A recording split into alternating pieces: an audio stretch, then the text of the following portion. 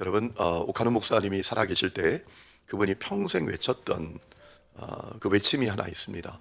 광인론이라는 겁니다. 우리가 적당히 예수 믿는 사람이 아니라 예수님께 사로잡힌 사람이 되어야 한다라는 것이지요. 적당히 예수님 주변을 맴도는 사람이 아니라 예수님을 철저하게 쫓아가야 된다라는 것이지요. 예수를 위해서 손해도 때로는 고난도 희생도 감수할 수 있어야 한다라는 것입니다. 예수님을 위해서 미쳐야 된다라는 것이죠. 저는 고린도후서 5장에 보면 바울이 그런 고백을 했던 적이 있죠. 우리가 미쳤어도 주를 위해서 미친 것이다. 여러분, 바울이 왜 그런 것입니까? 왜 예수에 미친다고 하신 것입니까? 오카노 목사님도 왜 광인론, 예수에 미쳐야 된다고 그렇게 이야기했던 것이죠. 아주 중요한 이유가 있죠. 우리의 삶이 예수님으로 말미암아 결정됩니다. 우리의 삶이 예수님으로 말미암아 존재합니다. 주님 없는 우리의 인생은 존재할 수가 없습니다. 또 하나의 이유는 모든 사람에게 예수가 필요하기 때문입니다. 다시 말하면 구원은 오직 예수님을 통해서만 얻을 수 있기 때문입니다. 여러분, 이 믿음이 여러분에게도 있기를 주의 이름으로 축원합니다. 여러분, 바울은 이 믿음이 분명했습니다. 그래서 오늘 말씀을 보면 참 어려운 환경 가운데에서도 오직 예수만을 전하지요. 여러분, 바울이 로마로 압송되어 갔습니다. 다행스럽게도 감옥에 갇힌 것이 아니라 가택연금 상태에 놓이게 되었습니다. 어느 한 집에 들어가서 움직이지 못하는 그런 상태가 되었던 것이지요. 절대로 그의 환경이 편안한 환경이 아니었습니다. 우리가 어제 읽었던 20절 말씀을 보니까 바울이 쇠사슬에 매어 있다라고 고백하지 않습니까? 그러니까 도망가지 못하도록 양발에 착고를 채워서 쇠사슬을 매어서 이제 있도록 했다라고 생각해 볼 수 있을 것 같아요. 얼마나 불편합니까? 여러분들이 그 쇠사슬을 발에 메고 집에서 생활해야 한다라고 생각해 보세요. 얼마나 어려운 환경입니까? 그런데 바울은 그런 환경 가운데에서도 오직 하나에만 집중합니다. 예수 복음 전하는 것입니다. 오늘 말씀을 보니까 유대인들이 바울이 있는 곳에 찾아왔을 때 바울은 아침부터 저녁까지 그들에게 복음을 전했다라고 했습니다. 23절, 그들이 날짜를 정하고 그가 유숙하는 집에 많이 오니 바울이 아침부터 저녁까지 강론하여 하나님의 나라를 증언하고 모세의 율법과 선지자의 말을 가지고 예수에 대하여 권하더라라고 했습니다. 여러분, 그 불편한 상황 가운데에서도 바울은 오직 예수 전하는 것이 그의 가치고 그의 목적이고 그의 삶이었습니다. 여러분, 바울은 어디에 있든지 어떤 상황에 있든지 누구를 만나든지 예수 복음이 목적이고 관심이었어요. 왜 그랬습니까? 오직 예수의 이름에 구원이 있으니까. 모든 사람에게 예수님이 필요하니까. 여러분, 이 땅에 예수님 필요하지 않은 사람은 한 사람도 없습니다. 제가 이제 홍콩에 2번을 왔는데요. 어제 어느 목사님들하고 만나고 얘기하다가 아이고, 거길 가봤어야 되는데 라는 마음이 들더라고요. 여러분, 홍콩에는 참 특별한 교회가 하나 있습니다. 어떤 교회인가 하면 사찰이 교회가 된 교회입니다. 어느 목사님이 계신데 이분이 이제 중이 된 겁니다. 이제 뭐라 그럴까요? 불교의 매력을 느껴서 중이 된 게 아니라 전도하려고 중이 된 거예요. 승려가 된 겁니다. 그래서 어느 사찰에 들어가서 이분이 그 사찰에 있는 모든 승려들을 다 전도했어요.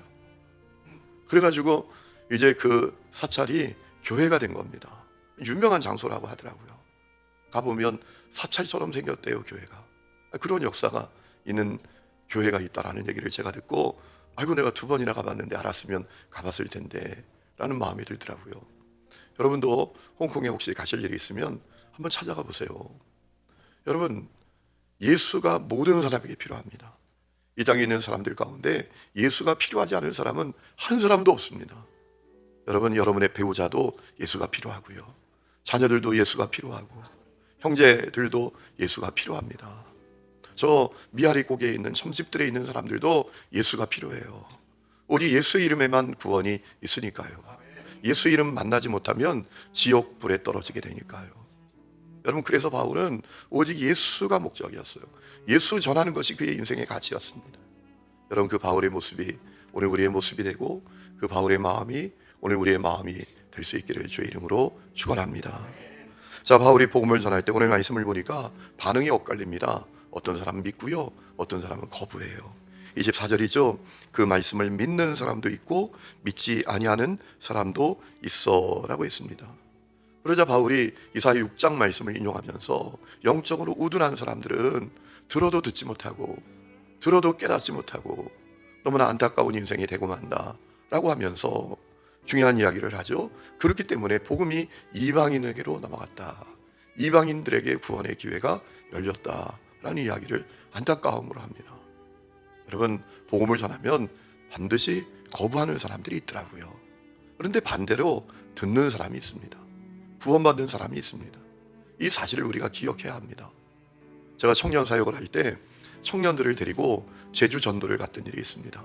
이제 주제가 3.4%의 꿈이라는 주제를 가지고, 왜냐하면 제주 복음화율이 3.4%밖에 되지 않거든요. 100사람 만나봐야 예수 믿는 사람 3명, 4명밖에 되지 않는다라는 거예요. 그러니까 90명이 넘는 사람들이 지옥 가게 된다라는 거예요. 청년들을 데리고 일주일 동안 전도를 갔습니다. 아침 먹고 우리 예배 드리고 우리 흩어지는 거예요. 그때 청년들에게 하나님의 공급하심을 제가 경험하도록 하기 위해서 가고 오는 차비만 딱 줍니다. 목적지를 다 정했어요. A팀은 무슨 면, B팀은 무슨 면까지 간다. 가고 오는 차비만 딱 가지고 가는 거예요. 그러보면 놀라운 사실은요, 이 친구들이 쫄쫄 굶고 오는 게 아니라 다 먹고 간식도 다 먹고 하나님의 공급하심을 경험하고 와요. 놀라운 사실은 가면 반대하는 사람도 있고 복음을 만나는 사람들이 있더라는 거예요. 어느 면회 갔는데 장날이었습니다. 버스터미널에서 사람들에게 전도하는데 어떤 형제가 성령에 완전히 사로잡힌 것처럼 전하는 복음을 듣고요, 그 자리에서 함께 무릎을 꿇고 예수님을 영접하는 사람들이 다 지나다니는데, 여러분, 전하면 거부하는 사람도 있지만 듣는 사람이 있어요. 구원받는 사람이 있어요. 그래서 바울이 때를 얻든지 못 얻든지 전하라고 했던 것입니다. 여러분, 복음을 전하는 삶을 사십니까? 뭐에 그렇게 바쁘십니까? 무엇에 그렇게 사로잡혀 있으십니까? 제가 어제 이렇게 오는데 제 아내가 그래요. 여보, 어느 사모님이 골프를 치러 다닌대. 그렇게 골프에 사로잡혔대. 그래, 참 할 일이 없나 보다 그랬어요. 뭐 운동을 할 수도 있겠죠. 여러분, 그런데 정말 우리가 사로잡혀야 될 것은 무엇입니까? 예수죠. 예수. 만나는 사람들에게 어디에 있든지 예수 전하는 분들이 되시기를 축원합니다.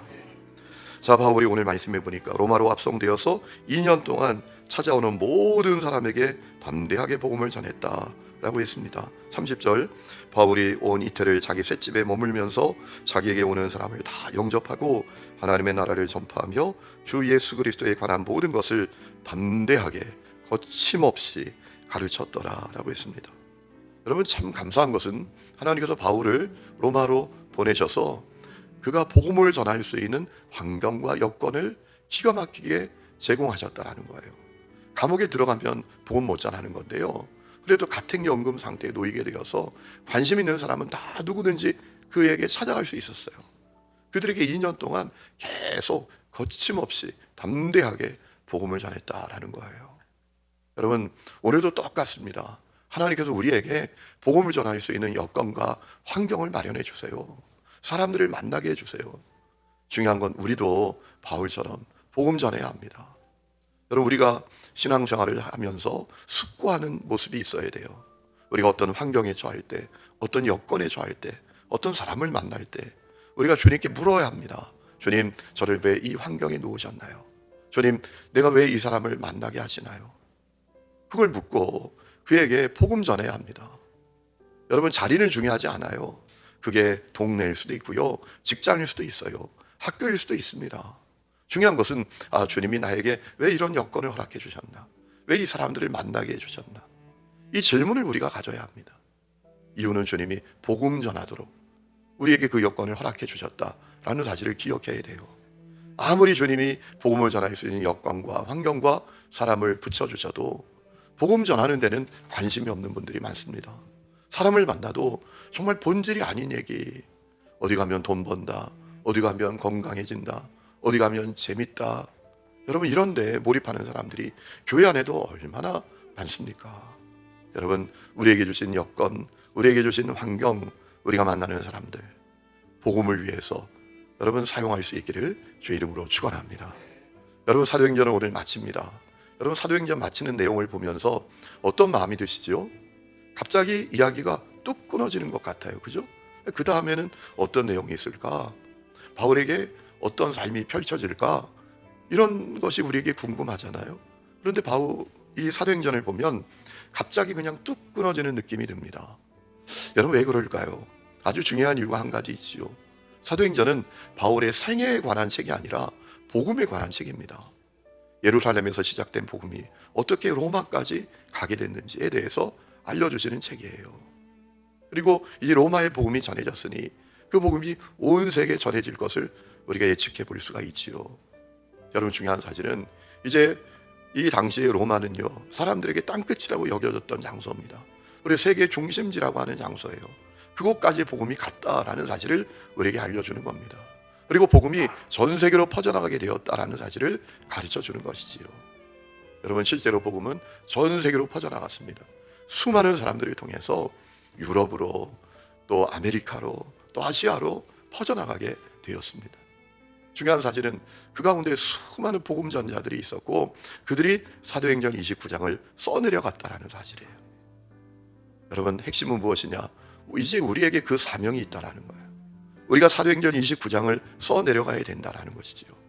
자, 예루살렘에서 시작된 갈릴리에서 시작된 복음이 이제 로마까지 갔습니다. 그리고 전 세계로 퍼져나갔습니다. 유럽으로, 아메리카로, 아프리카로, 아시아까지 왔습니다. 이제 중요한 것은 이제 우리에게까지 그 복음이 왔으니까 우리를 통해서 온 세계 끝까지 가야 한다라는 겁니다. 여러분 그것을 이 사도행전 28장이 우리에게 증언해주고 있는 것입니다. 여러분이 사도행전 29장을 잘 써내려 가시기를 주의 이름으로 축원합니다. 제가 내년부터 하려고 하는 것이 있습니다. 이제 주일 예배 마치면 우리 교회 로비에 작은 봉투를 하나씩 좀 쫙 마련해 놓으려고 해요. 누구든지 갖고 갈 수 있도록. 그 봉투에는 전도 물품, 전도지 이런 것을 다 담아 놓으려고 그래요. 그러면 집에 가다가 나눠주는 거예요. 집에 가서 거기 있는 작은 것들을 좀 활용해서 복음을 전하는데 사용하라고. 뭐 많지는 않을 것 같아요. 전도지 한 10장 정도, 뭐 물티슈, 전도 물티슈 뭐 이런 것 한 5-6개 정도 뭐 이런 것들을 준비해 놓으려고 해요. 집에 가면서 사람들에게 나눠주면 좋잖아요. 그죠? 복음 전하도록. 여러분 우리에게 복음이 가치가 되어야 합니다. 복음을 잃어버린 교회는요 다 쇠락해 갔습니다. 기독교 역사가 그것을 증명합니다. 그냥 교회 안에 머물러서 우리끼리 즐기고 우리끼리 재밌고 우리끼리 음악회하고 우리끼리 놀고 이런 기독교는 끊임없이 쇠퇴하고 영향력을 잃어갔습니다. 그런데 복음의 열정을 가진 교회는 여러분 세상을 두려워 떨게 하는 하나님의 군대가 되었습니다. 여러분이 또 우리 교회가 그런 교회가 될 수 있기를 주의 이름으로 축원합니다.